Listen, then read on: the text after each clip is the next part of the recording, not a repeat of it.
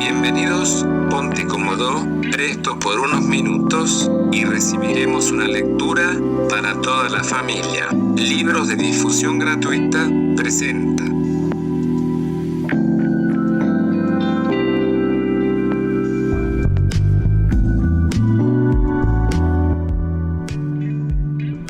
Khalil Gibran. Alas rotas. Capítulo 6. Quinta parte.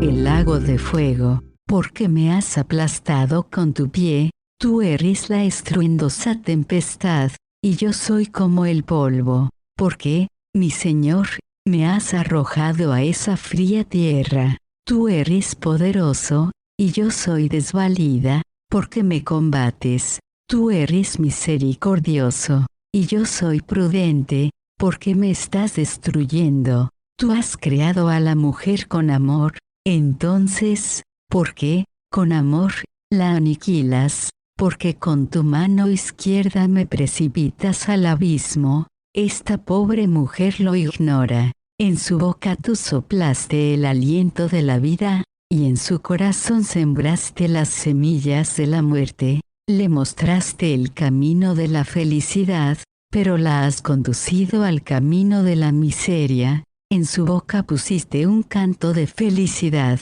pero luego cerraste sus labios con la tristeza, y paralizaste su lengua con el dolor de la agonía. Con tus misteriosos dedos curas sus heridas, pero con tus manos también das dolor a sus placeres. En su lecho pusiste el placer y la paz, pero a su lado eriges obstáculos y temor.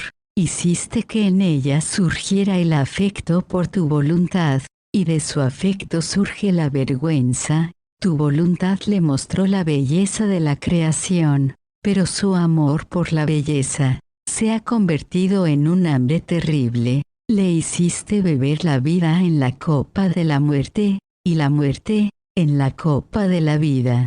Tú purificaste a esta mujer con lágrimas, y con lágrimas su vida transcurre. Oh, Señor, tú me has abierto los ojos con amor, y con amor me has cegado. Tú me has besado con tus divinos labios y me has golpeado con tu divina mano poderosa. Tú has plantado en mi corazón una rosa blanca, pero alrededor de la rosa has puesto una barrera de espinas. Tú has unido mi presente con el espíritu de un joven al que amo, pero has unido mi vida al cuerpo de un hombre desconocido. Así pues, Señor, ayúdame a ser fuerte en esta lucha mortal, y asísteme para que pueda ser veraz y virtuosa hasta la muerte. Hágase tu voluntad, oh Dios. Hubo un gran silencio. Selma miró hacia abajo, pálida y cansada. Sus brazos cayeron,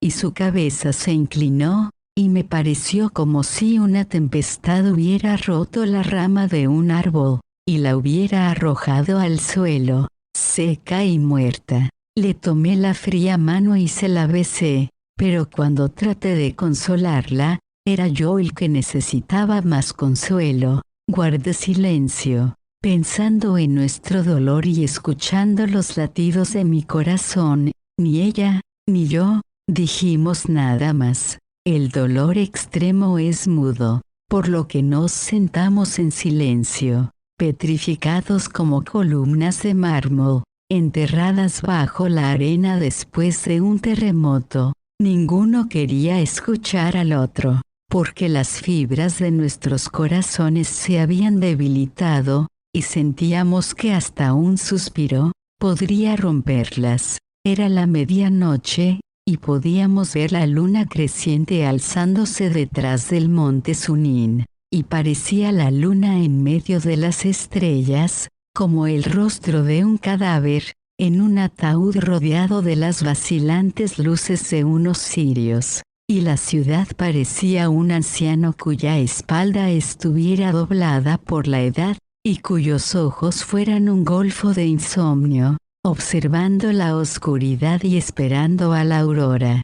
como un rey que estuviera sentado sobre las cenizas de su trono en las ruinas de su palacio. Las montañas, los árboles, los ríos, cambian de apariencia con las vicisitudes de los tiempos, y con las estaciones, así como el hombre cambia con sus experiencias y sus emociones. El solitario copo que a la luz del día parece una novia vestida, parecerá una columna de humo en la noche. La gigantesca roca que se yergue desafiante en el día, parecerá un miserable mendigo en la noche. Con la tierra como lecho y el cielo como frazada, y el riachuelo que vemos saltando en la mañana, y al que oímos cantar el himno de la eternidad, por las noches nos parecerá un río de lágrimas, llorando como una madre que ha perdido a su hijo. Y el monte, que una semana antes nos parecía majestuoso cuando la luna era llena, y nuestro espíritu estaba gozoso, nos parecía triste y solitario aquella noche. Nos pusimos en pie, y nos dijimos adiós, pero el amor y la desesperación estaban entre nosotros, como dos fantasmas, uno de ellos extendiendo sus alas con los dedos en nuestras gargantas, el otro, llorando uno, y el otro riendo sarcásticamente. Al tomar la mano de Selma y llevarla a mis labios, mi amada se me acercó y me dio un beso en la frente, para luego dejarse caer en la banca de madera. Cerró los ojos suspirando quedadamente. «Oh Dios, ten piedad de mí, y cura mis alas rotas», dijo. Al dejar a Selma en el jardín, sentí que todos mis sentidos se cubrían con espeso velo, como un lago, cuya superficie está oculta por la niebla. La belleza de los árboles, la luz de la luna, el profundo silencio que reinaba todo en torno de mí, me pareció feo y espantoso. La verdadera luz que me había mostrado la belleza y la maravilla del universo, se había convertido en una gran llama que consumía mi corazón, y la música eterna que antes escucharon mis oídos, se volvió un estruendoso grito, más aterrorizante que el rugido de un león. Llegué a mi habitación, y como un pájaro herido derribado por el cazador, me dejé caer en el lecho, repitiendo las palabras de Selma. «Oh, Dios, ten piedad de mí, y cura mis alas rotas».